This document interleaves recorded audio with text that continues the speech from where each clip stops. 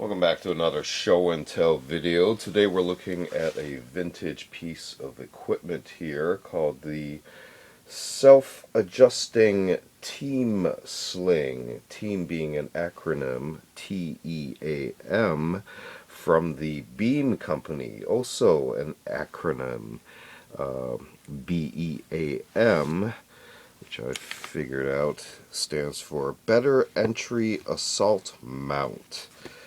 So from looking at this other fine products from the B.E.A.M company, they're also known for this light mount, remote switch for a Streamlight end cap with remote pressure switch. So whatever model of Streamlight was available at the time, possibly that mounted there. So better than hose clamps and duct tape at the time. So we're actually concentrating here on the self-adjusting T.E.A.M sling, and you can see here some contact info at the time. Not sure this company still is in operation. Feel free to research any information you can on the B.E.A.M company. Good luck with that. There are numerous companies called B.E.A.M as well as T.E.A.M. So that makes things a little bit more difficult to parse through the data. But anyways, let's look at what we have here. We actually have a diagram of the sling, and you know what? I actually have the sling. So let's go ahead and look at that as well. I'll try to keep this in reference here. So what this was is a modified design on a sling, which would be a kind of a strap with loop ends, which you can then attach to an item and help balance the weight and assist you with carrying that, keeping your hands free. Or you can also use it as a tension device to help you hold that item steady while you're using it as well.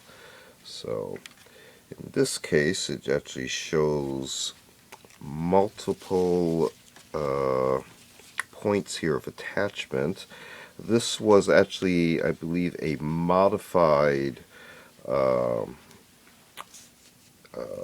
category item, so that included at least one extra strap that I remember. So by their instructions and by this diagram here, they would say that the short end goes towards the buttstock, which is this end here, which happens to have this label sewn on as well with the contact info at the time. And this actually here could then be, if I remove this for now, can be attached, as you can see here, to this loop either on the stock or along with the opposite end, which would attach towards more the end of the barrel. Typically you would have some sort of sling swivel. There's various designs of them. This was the traditional type that would go onto a swivel stud, which is a stud with a hole drilled through, which this axle would then mount onto, giving you freedom of movement of the swivel.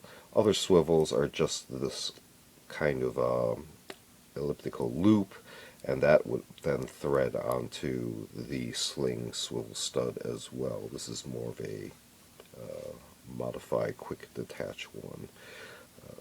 I could probably demonstrate this real quick. By relieving the tension, you can then see I can pivot this out of the way and free up the axle. And then once it's mounted, tighten it back up. But other ones are like these quick detach sling swivels. I just happen to have a few of these around, literally. And these would then thread on however you would like. You would remove this end from all the buckles and then thread this onto here and then put this loop back into the retaining buckles as well, thus securing this in this position there. Likewise on the other end of the sling, something similar in that position as well. Other alternatives are the snap hooks, what they call the HK style. These are actually American-made ones. But additional Porsche pieces that came with this help you mount this at different angles depending on where you want to actually mount this. If you actually want to physically mount it to the stock, then you can wrap this loop around the stock, which would then kind of trap this loop in there as well. And then you would then take up the slack as necessary with these hook and latch Velcro to really get a tight fit right here at this area on the grip area on your stock.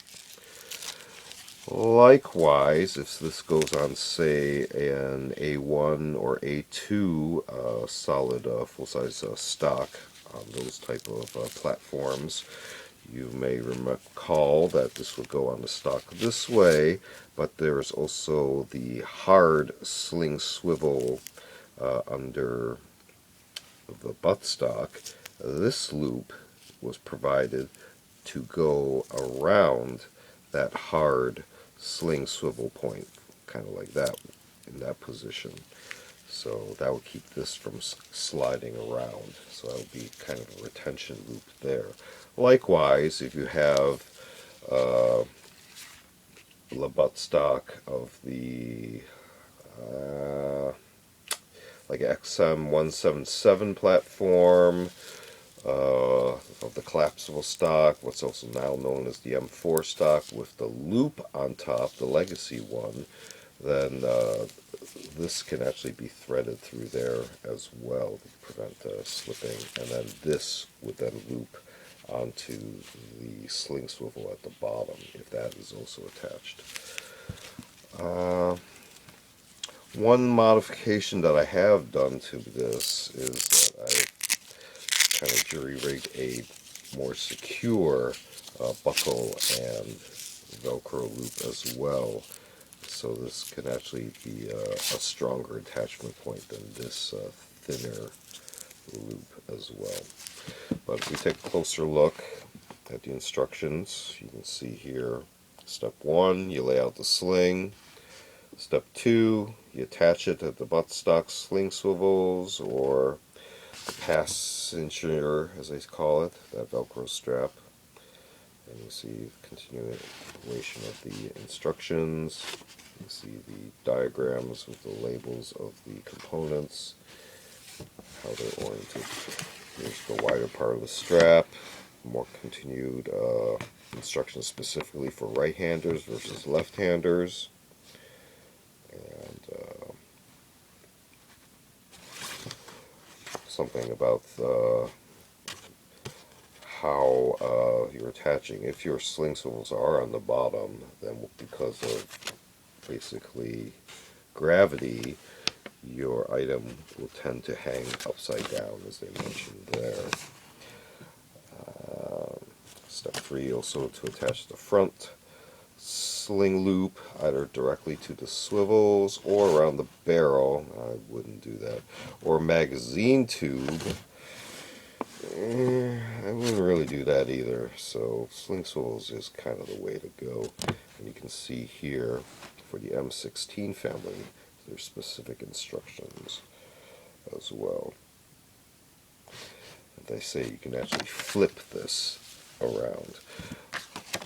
Now, you can also see here on the back a listing of the basic features on this type of sling. So, what they advertised was that with this kind of body retention strap here, this was supposed to keep your item from sliding around if you have hands off, and this was actually attached but with this tension point on the front of your body, if that makes any sense. So it's not a 3-point sling, but it's kind of like a 2.5er with this kind of cross chest strap here. So kind of an interesting design that kind of fell by the wayside, but decades ago this was the hotness, the T.E.A.M sling. And they say here, T.E.A.M sling has been used effectively by patrol officers, special weapons teams, military and police federal units, as well as paintballers and sportsmen. So, interesting too at the bottom that they make no express warranty for this product. There is no implied warranty of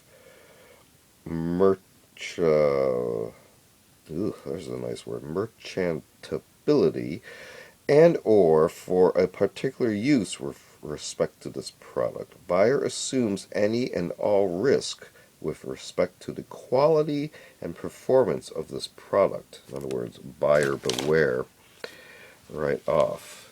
So, given that, this thing is decades old. You can see it's been used, but the assembly was pretty spot on. They heat sealed the edges when they made cuts. This is thicker than seatbelt material here on the thicker area. This definitely has aged over time, so the elasticity of this band is pretty much gone. And this little Velcro piece, again, I replaced that with this piece. But this has been mounted on a variety of platforms just because it was an available sling and just for something for a day trip, you know. But basically about it. This was the attachment hang label, and these were the instructions. So again, taking a look at a vintage sling, the T.E.A.M sling. So feel free to check out other show and tell videos on the channel on vintage milk-syrup tools and expanded topics. We also do a selection of unboxing reviews, a selection of book review media reviews, and a series called Curios for the Curious, videos on more artsy type objects. Feel free to check all those out. Feel free to like and subscribe, and thanks for watching. See you next time.